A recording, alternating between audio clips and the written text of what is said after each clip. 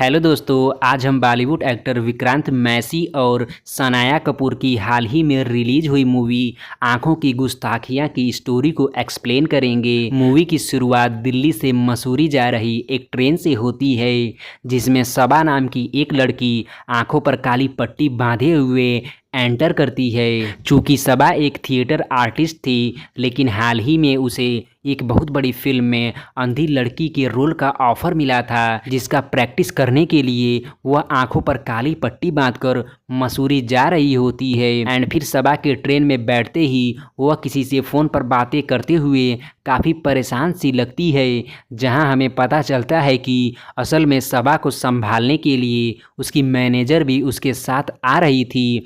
लेकिन and time पर सबा के मैनेजर का बॉयफ्रेंड उससे नाराज़ हो गया था कि वह उसे छोड़कर क्यों मसूरी जा रही है। इसीलिए सबा की मैनेजर स्टेशन से ही वापस लौट गई, जिससे सबा काफ़ी परेशान थी। चूँकि सबा के सामने वाली सीट पर एक जहान नाम का अंधा लड़का बैठा हुआ था। वह सबा को परेशान देखकर उसके परेशानी का कारण पूछता है, जहां सबा उसे सारी बातें बताती है। एंड फिर जहान अगले स्टेशन पर सबा के लिए चाय लेकर आता है, जहां सबा वह चाय पीने से इनकार कर देती है कि मैं अनजान लोगों से कुछ भी नहीं लेती। तब जहान उसे समझाते हुए कहता है कि मैं कोई लुटेरा नहीं हूँ, जिस पर हंसते हुए सबा उसका चाय एक्सेप्ट कर लेती है। एंड फिर सबा जहान से पूछती है कि तुम क्या करती हो, जिस पर जहान बताता है कि मैं एक म्यूजिशियन हूँ और एक म्यूजिक लिखने के लिए मसूरी जा रहा हूँ, क्योंकि असल में जब मेरा मूड ख़राब होता है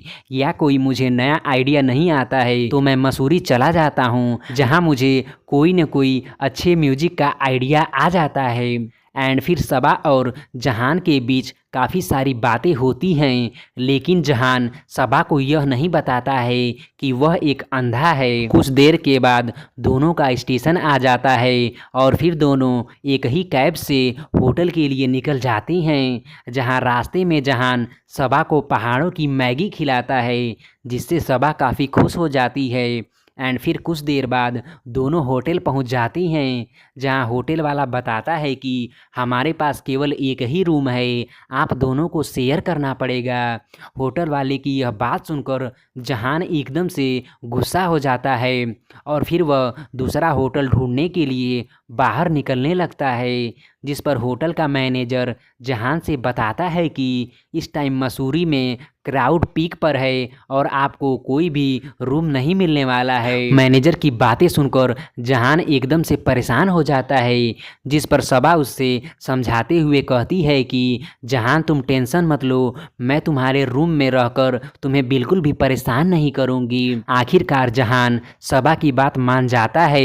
एंड फिर वहाँ होटल का वेटर शौकीलाल आता है, जो दोनों को रूम में ले जाने के दौरान बताता है कि बहुत समय पहले एक अंग्रेज ने इसी रूम में अपनी औरत को मार के गाड़ दिया था, जिसके बाद से वह औरत इस रूम में भटकती रहती है। शौकीलाल की बातें सुनकर सबा तो एकदम से डर जाती है, लेकिन जहान के ऊपर उसका कोई भी असर नहीं पड़ता है, क्योंकि जहान पहले भी उसी रूम में आकर रह चुका था। रूम में पहुंचकर जहान सबा को सब कुछ समझा देता है कि कहाँ पर किचन है और कहाँ पर बाथरूम, लेकिन वह सबा को थोड़ी भी भनक नहीं लगने देता कि वह एक अंधा इंसान है, क्योंकि वह जानता था कि अगर सबा को पता चल गया कि वह एक अंधा इंसान है तो उसका एक्टर बनने का सपना टूट जाएगा और वह अपने आंखों की पट्टी खोल देगी।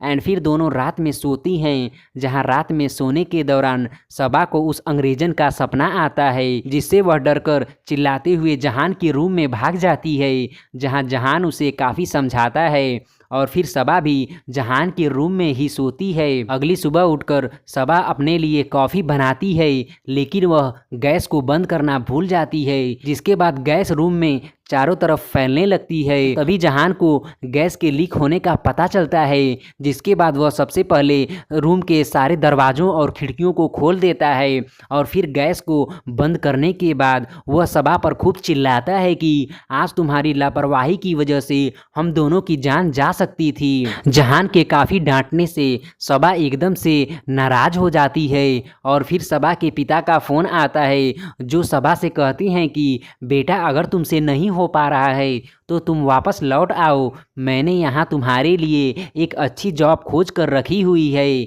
लेकिन सबा अपने पिता को मना कर देती है। एंड फिर अगले दिन शौकीलाल सबा और जहान से मिलने आता है, जहाँ दोनों के बीच नाराजगी देखकर वह समझ जाता है कि इन दोनों की लड़ाई हुई है। एंड फिर शौकीलाल उनको घुमाने के लिए बाहर ले जाता है, जहां दोनों एक दूसरे से फिर से बातचीत करने लगती हैं और घूमते हुए खूब खुश होती हैं। और फिर बातचीत के दौरान जहान बताता है कि बहुत समय पहले एक ट्रक एक्सीडेंट में उसके माता पिता की मौत हो चुकी है, लेकिन वह संयोग से बच गया। जहान की कहानी सुनकर सबा को उससे हमदर्दी होती है। एंड फिर वो दोनों मसूरी में बहुत सारी जगहों पर घूमते हैं। इसी बीच जहान भी अपना म्यूजिक लिख लेता है और सबा को सुनाता है, जिससे सबा काफ़ी इम्प्रेस हो जाती है। धीरे धीरे सबा और जहान की यह दोस्ती प्यार में बदल जाती है और दोनों एक दूसरे के काफ़ी करीब आ जाते हैं। जिसके बाद सबा फैसला करती है कि वह वैलेंटाइन डे के दिन अपने आंखों की काली पट्टी खोलकर जहान को देखेगी। एंड फिर वैलेंटाइन डे का दिन आ जाता है, जहां सबा और जहान एक दूसरे के बाहों में बाहें डालकर खूब डांस करती हैं। एंड फिर वह मौका आता है जब सबा अपनी आंखों की पट्टी जहान को देखने के लिए खोलती है, लेकिन वहां पर उसे जहान नहीं मिलता और उसे छोड़कर चला जाता है। जिसके बाद सबा काफ़ी दुखी होती है। एंड फिर हमें जहान से पता चलता है कि उसे लगता था कि जब सबा को पता चलेगा कि जहान एक अंधा इंसान है तो वह उसे ज़रूर ही छोड़कर चली जाएगी, और जहान ऐसा नहीं चाहता था। जहान के जाने के बाद सबा एकदम से टूट जाती है। जिसके बाद सबा के पिता उसे एक थिएटर ग्रुप ज्वाइन करवा देते हैं, जिसका हेड अभिनव नाम का एक लड़का था। कुछ समय बाद अभिनव और सबा को एक दूसरे से प्यार हो जाता है। एंड फिर एक दिन अभिनव के टीम के लोग एक क्लब में जाते हैं, जहां जहान की म्यूजिक सुनकर सबा एकदम से चौंक जाती है और दौड़कर वह उस म्यूजिक आर्टिस्ट को देखने के लिए जाती है। लेकिन तब तक वहां से म्यूजिक आर्टिस्ट गायब हो चुका था। एंड फिर हमें जहान को दिखाया जाता है, जो कि अपने एक आंटी के घर रहता था, जो जहान और सबा के बारे में सब कुछ जानती थी। एंड फिर एक दिन ड्रिंक करने के दौरान जहान की मुलाकात एक तान्या नाम की इंडियन लड़की से होती है, जहां दोनों के बीच काफ़ी बातचीत होती है। एंड फिर तान्या उसे बताती है कि वह एक प्ले ग्रुप में काम करती है। तब जहान उसे अपना कबीर नाम बताते हुए कहता है कि वह एक म्यूजिशियन है और एक क्लब के लिए म्यूजिक का काम करता है। एंड फिर सीन अभिनव के प्ले ग्रुप का होता है, जहां प्ले के प्रैक्टिस के दौरान उन्हें पता चलता है कि उनका म्यूजिशियन अब प्ले छोड़कर जा चुका है, जिससे अभिनव काफ़ी परेशान हो जाता है। तब तान्या उसे कहती है कि मैं एक कबीर नाम के म्यूजिशियन को जानती हूँ और उसे अगले दिन यहाँ पर लेकर आऊँगी।